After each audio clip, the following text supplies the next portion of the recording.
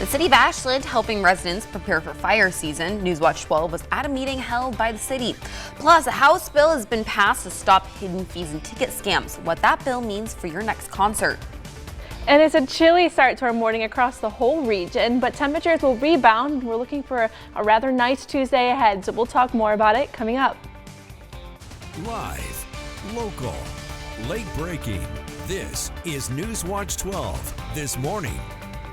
Good morning. The time is 6 o'clock on April 22nd. Welcome to NewsWatch 12 this morning. I'm Brinkley Hill. We're going to check in with Storm Tracker 12 meteorologist Sarah Kress. What a beautiful look out at South Medford, and there's some more beautiful views behind you. Are we going to continue to see that throughout today? Oh, it's going to look absolutely stunning. This morning looks maybe a little deceiving because take a look at those temperatures. 28 in Klamath Falls, Mount Shasta 35, Medford 38. Yeah, get those layers. You're going to need them this morning. It definitely is going to be feeling a little bit chilly, even along the coast into the 40s this morning. So at the door, despite that chilly start, we've been talking about it all morning. Temperatures rebound rather nicely. We'll be into the 60s by the time you're heading home. Plenty of bright skies to go around for us today. It'll be more on the sunnier side, areas over to our west towards the coast as well. But as we're into Northern California, into the Klamath Basin, we'll see some clouds develop into the afternoon for us, and breezes as well, especially as we're moving inland. But it will stay blustery for us along the coast today. Again, inland, you'll see those breezes pick up into the afternoon. It'll be a little bit on the breezier side, starting our night areas over east side as well. But into the next couple of days, definitely going to expect kind of a rinse and repeat, at least for tomorrow. Thursday, we are tracking potential for showers and storms, but tonight we also are as well. So coming up in our next forecast, go into a bit more details what we can expect in the day ahead. It was a busy day for local firefighters as they battled 3 structure fires in Jackson County yesterday afternoon. The fires were reported in Shady Cove, Central Point, and Medford. NewsWatch 12 was at the scene of the Medford structure where homeowners told us this fire started in the garage. Luckily, the homeowner said everyone is okay, but the cause remains under investigation this morning.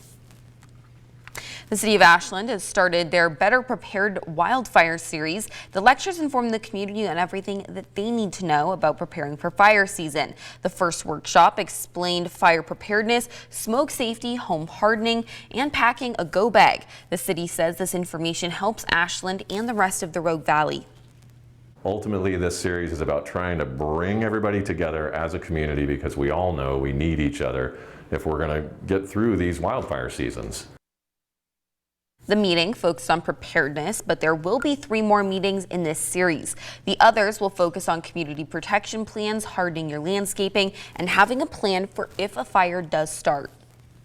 Now today you could see some smoke in Ashland. Fire and Rescue will be conducting a controlled burn in the Ashland watershed as part of a firefighter training.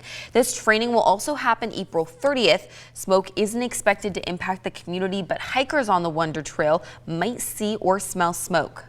And the Shasta Trinity National Forest will continue to prescribe burns today. The National Forest Agency says over 600 acres are to be cleared out, about 8 miles east of McLeod and about a quarter mile north of Highway 89. For the next 2 to 4 days, you could see some cleanup in spots, so don't be scared if you see smoke in the burn areas. And 2 House bills have passed and are now headed to the Oregon Senate. House Bill 3932 would close recreational and commercial beaver trapping in some waterways. Representative Pam Marsh said this is a low-risk strategy to encourage beavers to return to the Oregon landscape. There are streams in Oregon that would benefit from beavers redirecting water flow and adjusting environments so pollutants can filter out of the water, reduce wildfire risk, and create a better ecosystem. Now, the second bill, House Bill 3167, or the Fan Fairness and Transparency Act, would address long-standing issues with hidden fees, scam tickets, and double booking issues. The bill requires ticket sellers to be transparent about pricing and important information before selling to buyers. Brett Festival has worked with Representative Pam Marsh to address some of the biggest scams that impact consumers.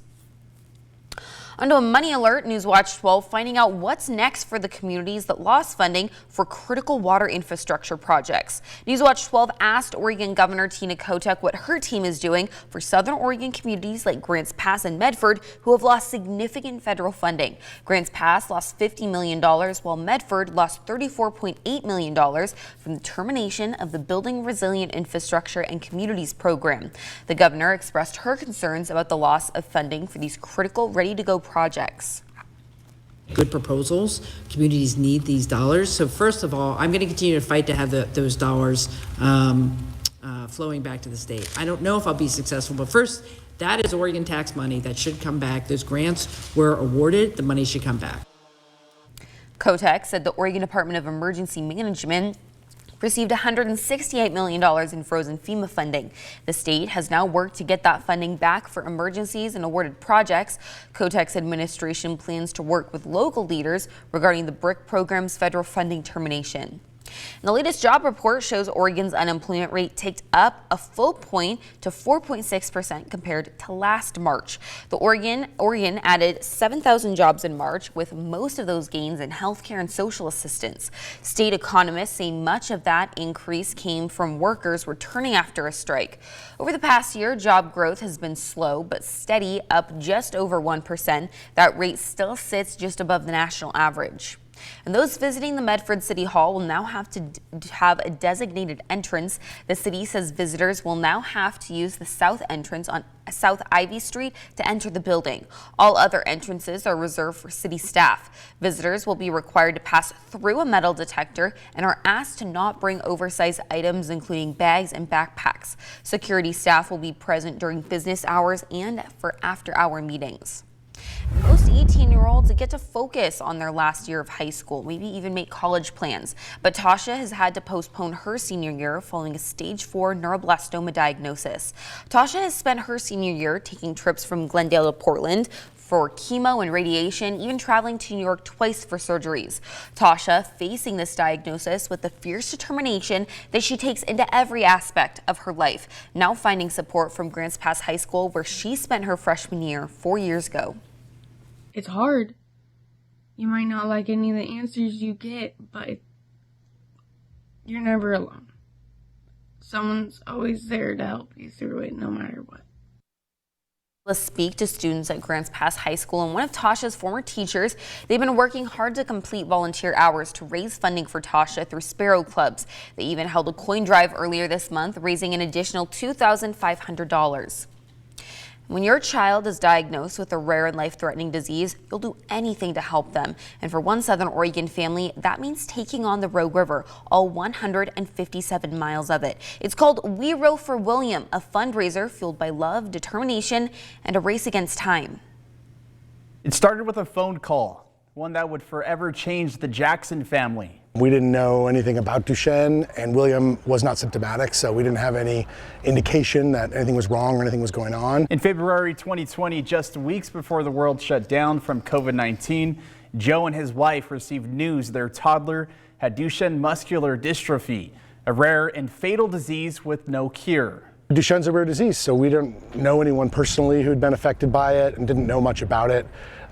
We had to, a lot of research, which was sort of painful research, learning about what William's future might look like. The family partnered with Cure Rare Disease, and now scientists have developed a treatment tailored specifically to William. We're now at the point where they've identified that treatment, and we're ready to go into manufacturing and potentially treat William with the treatment, but that's very expensive. To help raise the first $800,000, Joe and a team of rowers will take on an unrelenting journey, rowing the full 157 miles of the Rogue River from Lost Creek Lake to the Pacific Ocean in one continuous push. We're raising money for each mile along the journey, $5,000 per mile. And you can go to werowforwilliam.org to sponsor a mile or to start a team to sponsor a mile. This mission is about more than just one boy. It's about hope for every family touched by rare disease. The outpouring of support from across the region and beyond is something the Jacksons will never forget. We feel that support and that love from our community and also from lots of people that we don't know and that we've never met. And we're just really excited about the option to give him, a better future. That rowing challenge happening this Friday. The family has raised over $4,000 as of this morning, but tonight they are holding a fundraiser at Roxanne Winery. We'll have those details coming up at 6:30. Now on to our School Watch. A local nurse was just honored by the Oregon School Nurses Association. Phoenix Talent School District's nurse Carrie McDonald was honored as the 2025 Oregon School Nurse of the Year. The former classroom teacher turned district nurse was recognized for her dedication to students' wellness and her leadership across Jackson County. The Oregon School Nurse of the Year award is presented each year to a nurse who demonstrates outstanding clinical skill and commitment to students' wellness. Today, a free event will be taking place in Ashland in celebration of Earth Day. There will be live music, food, and some more. The event will take place from 4 to 7:30 p.m. NewsWatch 12 is going to be at the event, so make sure to tune in later tonight at 4, 5, and 6. You're going to have a hard time leaving your house this morning because it definitely is feeling warm inside, but it is very chilly outdoors. 38 in Medford, 28 in Klamath Falls, 37 to Montague, and along the coast even joining us in the 40s this morning. So rather chilly, but we'll see those temperatures rebound into the 60s for us today into the Rogue Valley. We'll see 60s in many areas across the region for your Tuesday. But we're also tracking the possibility for some showers later this week and cooler weather for our weekend. So I'll have more details on what we can expect over the next couple of days and a long stretch ahead coming up in just about 7 minutes.